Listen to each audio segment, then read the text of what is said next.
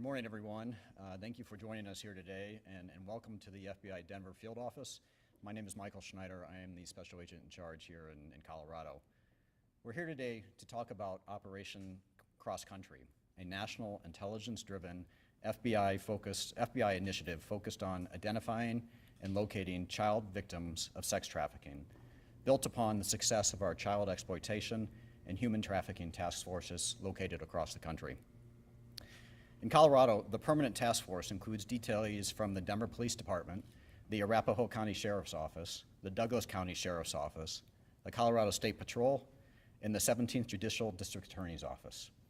This year, our Operation Cross Country occurred on August 4th through August 6th, and the team was joined by some 30 members of state and local law enforcement agencies, many of which are represented here on the board, along with the U.S. Marshal Service and numerous victim advocacy groups. During the operation, FBI Denver and our partners recovered and provided services to 11 child victims of sexual exploitation. In addition, 27 missing or endangered children were located, and we were able to provide services to 15 of them.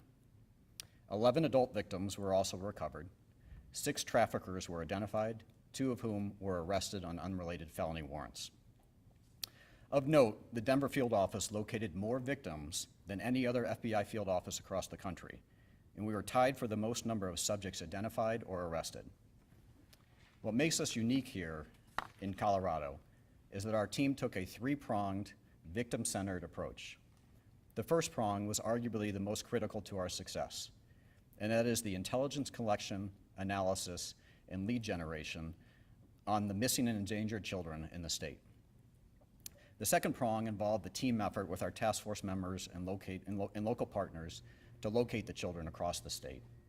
And the third prong, which proved absolutely essential to the long-term impact of the program, is our victim specialists and advocates offering services and support to the child victims.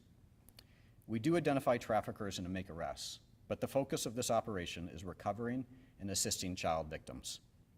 To highlight some of the great work that took place, in one instance, over the 3-day period, a minor was recovered, and the team was able to administer Narcan to save her life after she ingested fentanyl. In another situation, we encountered a female victim and rescued her 3-month-old baby who was in a car with a known sex trafficker. Since the 2012 inception of our task force, approximately 700 minors have been recovered. The task force receives between 40 and 50 tips every month from sources, including state and national hotlines and our community partners. I want to conclude by personally thanking all the task force member agencies and other organizations that assisted during this operation. This was absolutely fantastic work by the team, which resulted in a real impact on the lives of some of our most vulnerable victims. At this point in time, I want to turn the podium over to Sheriff Tyler Brown from the Arapahoe County Sheriff's Office.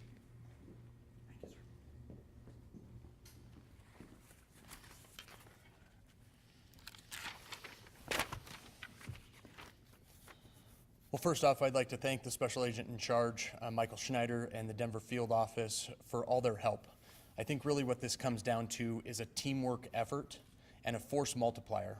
When our task force officers join the FBI in these operations, we're able to reach out and touch so many different lives, and we're able to get these child victims the services necessary to get their lives back.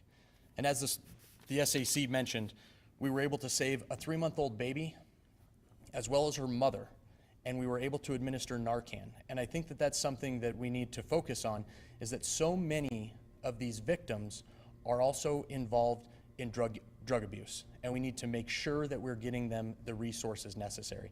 And if it wasn't for all the member agencies involved, we wouldn't be able to reach as many lives as we have today.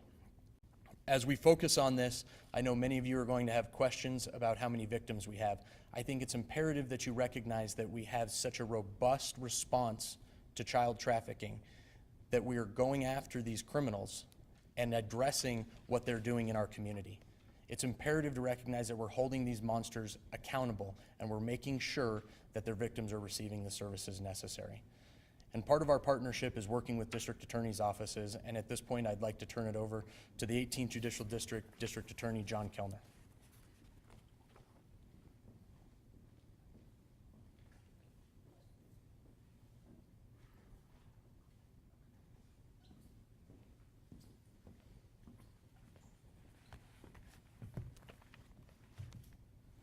All right, good morning, everyone, and thank you for being here. I think you all should understand one thing. 7th grade. There are kids right now starting school, going off to 7th grade in middle school. And why does that matter? Because the average age of the children recovered, the victims recovered during this operation was 13 years old. 11 kids, 6 boys, 5 girls that should have been in 7th grade. Instead, are victims of commercial sex exploitation. That is why operations like this matter. That is why we partner with our friends in the FBI and with the Sheriff's Office and so many others, as you can see here. But why is this successful? This is successful because we work with community partners as well, like from Silence to Save. These people are working day in and day out, finding and identifying these child victims and helping us connect with them and get them connected with resources. From this operation, we have leads on multiple sex traffickers and human traffickers who are terrorizing our communities. And it's easy to forget that this is a real thing. As you walk outside the doors of this building and you've got this beautiful landscape, you've got every sort of store imaginable out there, but underneath the surface lurks this scourge on our society. And every time we engage in this operation, we recover more victims. We could probably do this every single month and find more kids at risk and get them connected with resources. So my hope, my message to anybody who's listening today is to be on the lookout for those kids, that average age of 13, those kids that should be in 7th grade. For the moms that are going to be picking up their kids today from the storm outside, and they're going to see them rush out of their middle school and get in the van and go home, think about those other kids out there that are struggling. And if you see something, please say something, because we are here to help. I'd like to thank the 10 investigators from the 18th Judicial District Attorney's Office that participated in this operation and helped make it a success. This is not something they have to do, it's something they volunteer to do. And my office dedicates a human trafficking prosecutor specifically to these cases. That's why 2 of the longest sentences for human traffickers in the entire country come out of my office. Because when you dedicate resources to a problem, then you can actually start to tackle it. That's what we are doing here. That child that was talked about earlier, this kid, a runaway, who was found outside of a shopping center in Boulder, about 17 years old. And when they go in to try to help this child, this person had just been using fentanyl, just smoking fentanyl. And they get an ambulance together and have to administer Narcan to save this kid's life. The connection between the commercial sex exploitation of these kids and drug abuse cannot be overstated. This is truly an interconnected issue and one we need to look at holistically if we ever want to truly tackle this problem. So thank you again to our partners at the FBI. Thank you to all the many agencies that participated in this operation and made it a success. Thanks, John. So John mentioned From Silence to Saved, which is one of the non-governmental organizations that we partner with. We do have a representative here today from that organization that can answer questions as well. And we'll take questions now. Anybody? Reporters? Yeah, Ken. So I'm just wondering, for people at home, how does this work? How do the human traffickers actually find their victims and pull them in? Where are they finding them? How does this happen?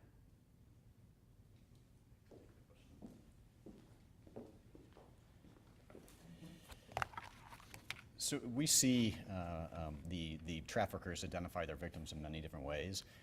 Frequently, they will take advantage of social media to identify kids online. Many times, they'll just find kids in areas of our community. Most of these kids come from challenging backgrounds. Nobody chooses this way of life, and the traffickers are able to take advantage of the vulnerabilities of these victims to exploit them and get them into this lifestyle, and then they further exploit them once they've been able to do that. So, just following up on that, without getting into obviously any kind of graphic detail, but like what was happening to these kids? I mean, people throw that term around, they're being human trafficked. What does that mean in these specific? Sure.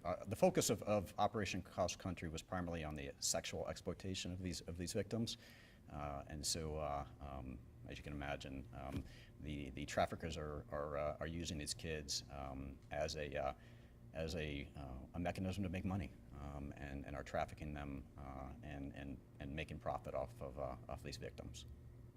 And were some of them being held against their will? So certainly these are all minors, and so that's a challenging question to answer. What we see is that a lot of times a lot of these kids have what we would describe as a trauma bond with their traffickers. The traffickers will provide certain services and protection to these children, and the children believe that sometimes that the traffickers are actually providing support and services to them when it couldn't be any further from the truth. The traffickers are able to bring the children in and provide some level of comfort to them and then exploit them for their own benefit. When it comes to the resources that you're either providing or pointing these minors in that direction, like how is that like happening to facilitate that they continue those resources, to continue to utilize those resources? Because oftentimes we'll see repeated behavior. Yeah, I mean, that's a great question, and goes directly into the long-term impact of this program is the ability of many of the victim advocacy groups that we work with and their ability to continue to maintain contact with these victims. It can be a challenging job, but our folks are very good at what they do and continue to do what they can to maintain that relationship with the children and provide those basic level of comfort and services to them to help get them on the right path. Mr. Schneider, perhaps Janelle would like to follow up? Absolutely. As part of the, Just a moment, we'll let Janelle speak. You want to introduce yourself? Sure. I saw you ready. Oh, no, I was just paying attention. My name's Janelle Goodrich, and I'm the Executive Director and founder of From Silence to Saved. And to answer your question, there is a lot of repeat, right? So the statistic is more often than not, they will return to their trafficker or abuser up from anywhere from 5 to 7 times, sometimes more. And so it's our job to make sure that we intrude on every aspect of their life, I would say, whether it comes to their family, their school, Department of Human Services is involved, law enforcement that's overseeing their case, to make sure that every aspect is wrapped around them to be trauma informed and get them the services that they need long term. We have a very small window as they're a minor until they're adults, and then the services are different, and I partner and work closely with a lot of anti-adult trafficking agencies to do those long-term things. And if they go back in, then we show up again and we just keep going. Thank you. Yeah. Can you address the kind of nightmare that they're going through while they're in the hands of the traffickers? I've never personally been trafficked, so I wouldn't want to speak on their behalf, but I would speculate to say that basic human rights are taken from them. As he spoke about trauma bond, you deal with things almost like a form of Stockholm syndrome. You start to feel bonded to that person. And so it's almost a form of brainwashing. And what's that challenge for you guys? How do you get through that? Showing them what proper and healthy relationships and unconditional love is, and that continue to show up without expecting anything in return. It was mentioned that you guys could do this every month, so why don't you? You want to take that? Go for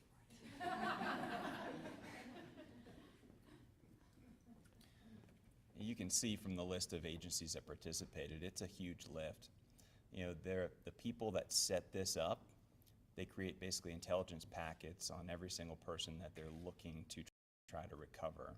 And we work with our partners in victim advocacy groups like from Silence to Safety, who have leads or ideas of where some of these folks are. And then over an intense period of time, short window, they use all those resources available to basically spread out across the entire area and find as many as possible. And when you think about the numbers in relationship to other big cities that are doing the same thing, so the FBI field offices in LA and New York, where there are undoubtedly more child victims out there,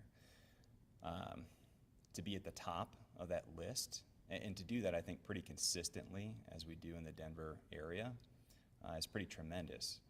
Now, like everything, we are stretched thin on resources when it comes to law enforcement. And most major metropolitan police departments, you could probably ask most chiefs of police, do you have enough people on staff? And they'll say no. I've been trying to fill 100 vacancies over in Denver or 100 in Aurora. And that's the difference between having the people power, essentially, to do more than just patrol and respond to calls for service.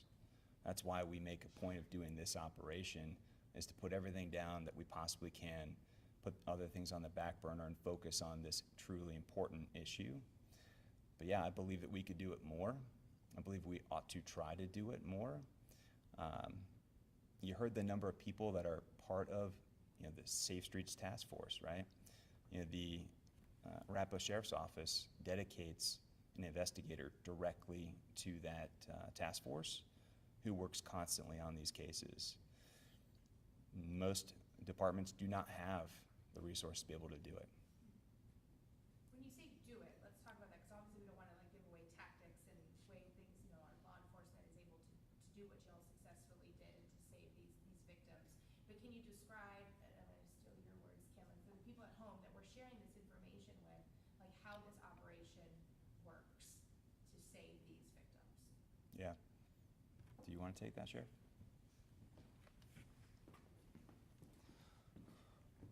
Well, as the district attorney mentioned, we build information packets on every one of these child victims that we're trying to reach out to. And then we dedicate a tremendous amount of resources initially to build those packets, whether it be from our task force operations or information that we get from our own internal special investigative units. And so we're constantly bringing in information, building upon that, and then spreading that wide net in a short period of time to try to make sure that we're going after these people and identifying, as we heard in Boulder. And these people move around frequently, and that's one of our biggest concerns, and why we do this in such a specific time frame is because people get moved. I mean, trafficking is exactly that. They're not kept in one specific area, and that's part of that mind control of moving people from place to place. They're unfamiliar.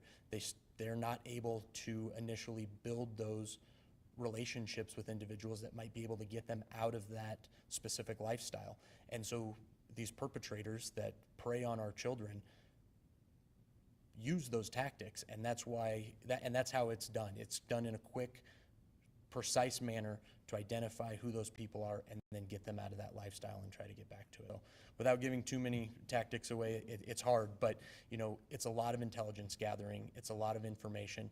One of the things I will say too, and people watching at home, pay attention to what your children are doing. Pay attention to their social media platforms. Pay attention to those tablets. There's great things on there. There's great educational uses for those. We've all seen that during the pandemic. Be involved. We're seeing it not only in human trafficking, we're seeing it in the drug trade. We've heard several stories over the last legislative session about how people were able to obtain illicit narcotics, specifically fentanyl, through social media platforms. And then once that's done, don't think that the person that's not out peddling that poison is not involved in something else as well. So we really need parents and family members, loved ones, to pay attention to what their children are doing day in and day out. These are 7th graders, as the DA mentioned. 7th grade children. And they're not looking at any specific demographic. They're going for everybody. Anybody that they can victimize to continue their criminal enterprise, they're going to take advantage of that. So that's what I ask, is people pay attention to what's going on their children's social media platforms and electronics. Of the 11 victims that were recovered, can you break down where they were, like county, where they were found? I assume most of them were in Arapahoe since they're here. I don't have those statistics, so. So I don't want to provide tremendous detail on the geographic dispersity, but all the victims were recovered from the Denver metropolitan area. As you can extrapolate from many of the agencies that participated, many of the victims were recovered from the communities and counties and municipalities that were represented here as our partner agencies participated in the operation. Were most of them, a lot of them found in Arapahoe? Many were found in Arapahoe, Jefferson County as well, and like I said, kind of scattered throughout the metropolitan area. And then you said you identified 6 traffickers, is that right? That's correct. All 6 have been arrested and charged? No. So again, the focus of this operation is on the recovery of the victims. It typically is the case when we identify the traffickers, there's an investigation that needs to follow, and we anticipate follow-up law enforcement operations in the future. And so how many were arrested? 2 traffickers were arrested on unrelated felony charges. And do you expect charges on the trafficking charges on all 6?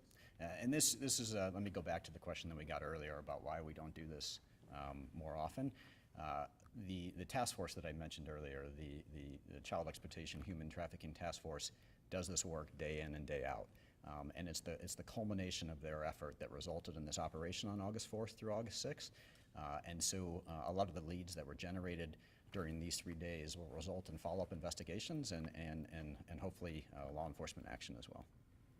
And following up what you mentioned about the couple days that this operation happened, can you just clarify a little bit more what do you mean by the operation happened in those 3 days? I mean, I don't know how much detail you can give, but what do you mean by kind of what went on during those specific days? Sure. As I mentioned earlier, and certainly was expanded upon by my partners here, there's a tremendous amount of effort that took place prior to August 4th that primarily focused on intelligence gathering, helping us figure out where these potential children were located. And so the operation on August 4th through August 6th was a concerted effort by certainly the FBI and many other partners throughout the metropolitan area to locate these victims. We had folks out and about conducting operations, again, without going into the details of the tactics that we used, but the goal of the operations were to locate the victims and get them to a safe place and provide them the services they needed. Yes, sir. The traffickers, are they in Wynn? I mean, or will they be brought to justice? Again, our goal is to identify all traffickers throughout the metropolitan area. We encountered 6 during this 3-day period. We are continuing to conduct our investigations and building our case, ultimately to present to our prosecutors, and with the goal of getting charges related to their human trafficking operations on them. Correct. So when there were the 27, I have the numbers right, sorry, there's a lot of detail, but there was like 27, and I think 15 that accepted resources, or the journalist said do that, so the other ones, what happens there? So, I don't. Do you want to expand upon how that works with the victims as far as the services that you provide and the willingness to accept those services? Because if it's like a recovery, right, and so some are taking services and then some are just left to hopeful good fortune, like, I don't know. You want to hit on that? Can you re-ask the question exactly? Yeah, sorry, it's not very well worded. So 15 of the 27, I think, victims that were recovered, or I don't know what the proper term is, I'm sorry, 15 of them accepted resources. So what happens to the other, what's the bathroom? The remaining. The remaining, yeah. Okay, so I obtain contact information, usually in situations like that. The law enforcement victim advocates, they have all of their information. There is follow-up that happens. The task force follows up with them. They're not just forgotten about. They're still on radar. Everyone still wants to help them. They just might not be in a place within their trauma bond that they're ready to maybe leave or accept those services. But they're not forgotten about, if that's what you're asking. Yeah, no, it's not so much Okay. that they're forgotten. I think we're all trying to visualize this in some capacity, right? Again, with not giving out any tactics. It's not like you guys are just jumping into a motel and saying, okay, we're getting everybody out that's maybe being kept against the well, or maybe that is happening. I don't know if you can answer that. But if there are minors here that are in a very dangerous situation that clearly might feel that they're safer with their traffickers as opposed to the kind folks that. Well, if they're minors, they don't get left with their traffickers because they're Well, minors. whoever it is that you're trying to support, right? And Yes. So just trying to visualize what that looks like. there's lots of follow-up for people that don't want to accept those services right then and there. But safety, in my experience with law enforcement, safety is paramount, and that's what they focus on first, and then the services come.